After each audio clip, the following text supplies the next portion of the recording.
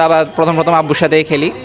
তো খেলার পর যখন প্রথমবার আব্বুকে হারাই, ওইটা একটা খুব ভালো একটা ফিল ছিল। আটটি পরিকল্পনা নিয়েছে বাংলাদেশের বর্তমান সরকার, জনাব তারেক রহমান সাহেব। এর মধ্যে অন্যতম একটি পরিকল্পনা হচ্ছে যে খেলাধুলার উপরে এরকম একটি বুদ্ধিবৃত্তিক চর্চার আয়োজন কেন্দ্র হিসেবে আমি বলবো এটি নোয়াখালীতে ব্যতিক্রম। আমাদের আজকে যেভাবে মাদক আমাদের সমাজে বিস্তার করছে, সেটা থেকে বেরিয়ে হওয়ার একমাত্র পথ হচ্ছে যুব সমাজকে খেলাধুলায় উৎসাহিত করা। নোয়াখালী টাইমস, দৃষ্টি জুড়ে বাংলাদেশ। দর্শক, আমরা এই মুহূর্তে রয়েছি আমাদের নোয়াখালী মাইজদি হোয়াইট হল কমিউনিটি সেন্টারে।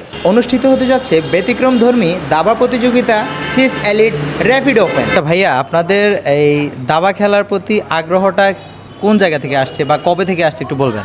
আচ্ছা, আমার পার্সোনালি বলতে গেলে আমি ছোটোবেলা থেকে দাবা খেলি, বাবার কাছ থেকে দাবা শিখছি। যখন ক্লাস 2-তে ছিলাম তখনই আব্বু ফার্স্ট বাসায় একটা চেস বোর্ড আনে, তো ওই চেস বোর্ডে আব্বু শিখায়। তো দাবা প্রথম আব্বুর সাথেই খেলি।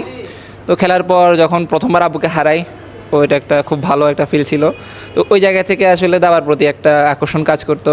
আর যখন ক্লাস 7-এ পড়ি তখন আমাদের নোয়াখালীতে একটা ইভেন্ট হয়েছে স্যার, ওই ইভেন্টে যখন পার্টিসিপেট করি, ওই ইভেন্টে আমি চতুর্থ হই, যে জিনিসটা আসলে আমাকে চেসের দিকে আগ্রহী করে তোলে। এরপরে মার্কস অ্যাক্টিভে নোয়াখালীতে চ্যাম্পিয়ন হই, ব্যক্তিগত আরও অর্জন করতে থাকি, বিভিন্ন র্যাপিড ওপেনগুলোতে অংশগ্রহণ করতে থাকি। এই বিষয়ের কারণেই আসলে আমি দাবার প্রতি আগ্রহী হয়ে উঠি। এত বড় একটা আয়োজন করেছো, মানে সেটার বিস্তারিত একটু বলো। আচ্ছা, আয়োজন করেছি আসলে এটার পিছনে একটা আসলে স্টোরি আছে, খুব ইন্টারেস্টিং একটা স্টোরি। আমি যখন মার্কস অ্যাক্টিভ স্কুলে নোয়াখালী ডিভিশনে আমরা প্রথম হই, এরপর আমি চট্টগ্রামে যাওয়ার পর যখন দাবা খেলতে যাই, ওখানে একজন ছিল, যার আমি নাম প্রকাশ করতে যাচ্ছি না, সেও একজন দাবা খেলোয়াড়। সে আমাকে বলে যে নোয়াখালীর মানুষজন আসলে চেসের তেমন কিছুই বুঝে না। তো আমি তখন তাকে বলি যে কেন এমন প্রশ্ন তোমার? তো সে বলে নোয়াখালীর মানুষের দুটো কাজ, যে তারা ভাষা নিয়ে মারামারি করবে বরিশালের সাথে, আর বিভাগ নিয়ে মারামারি করবে হচ্ছে কুমিল্লার সাথে। এরা অ্যাকচুয়ালি চেসের ওরকম কিছু বুঝে না। তো আমার এই জিনিসটা একটু খুব খারাপ লাগে। তখনই আমি ধরে নিই যে আমি নোয়াখালীর চেসের কিছু না কিছু করব। এরপর পরে আমি 2023 সাল থেকে কার্যক্রম শুরু করি আমাদের চেস এলিটসের। আমরা এখন পর্যন্ত এই টুর্নামেন্ট সহ 3টা টুর্নামেন্ট করেছি, এবং এর পাশাপাশি আমরা 8টি সফল সেমিনার সম্পন্ন করেছি আমাদের এই নোয়াখালীতে। আটটি পরিকল্পনা নিয়েছে বাংলাদেশের বর্তমান সরকার। এর মধ্যে অন্যতম একটি পরিকল্পনা হচ্ছে যে খেলাধুলার উপরে। তো ইতিমধ্যে আমাদের বর্তমান সরকার প্রধান প্রাইম মিনিস্টার জনাব তারেক রহমান সাহেব, উনি অলরেডি সিলেটে যে এই মাসের 2 তারিখে নতুন করে স্পোর্টস প্রোগ্রামটি উনি উদ্বোধন করেন। সারা বাংলাদেশের একযোগে এই উদ্বোধনী অনুষ্ঠানে সম্পৃক্ত ছিল।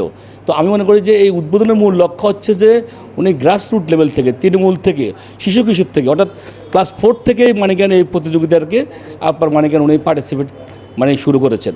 এর অর্থ হচ্ছে, লক্ষ্য উদ্দেশ্য হচ্ছে একটাই, যে বাংলাদেশের এখন যে তরুণ এবং কিশোররা যে নেগেটিভ যে অ্যাক্টিভিটিস সামাজিকভাবে তারা যে গোল্লায় যাচ্ছে, কিশোর গ্যাং যে শব্দটা ইউজ করা হচ্ছে, যে কিংবা মাদকের মধ্যে নেশায় আসক্ত হচ্ছে, এই কিশোর গ্যাং, মাদক, এই সমস্ত বিষয় থেকে ওদেরকে যদি আপনি ফিরাতে চান, তাহলে আপনাকে তো একটা মুভমেন্ট দিতে হবে। ওই মুভমেন্টটা কি? খেলাধুলা। আমাদের ছাত্র সমাজ, যুব সমাজ প্রত্যেক এলাকায় যদি এভাবে এগিয়ে আসে, আমাদের প্রত্যেক সমাজে যারা বিত্তবান আছে তারা যদি সহযোগিতা করে, তাহলে সমাজের অবক্ষয় থেকে তারা বেরিয়ে আসতে পারবে। আমাদের আজকে যেভাবে মাদক আমাদের সমাজে বিস্তার করছে, সেটা থেকে বেরিয়ে হওয়ার একমাত্র পথ হচ্ছে যুব সমাজকে খেলাধুলায় উৎসাহিত করা। নোয়াখালী টাইমস, দৃষ্টি জুড়ে বাংলাদেশ।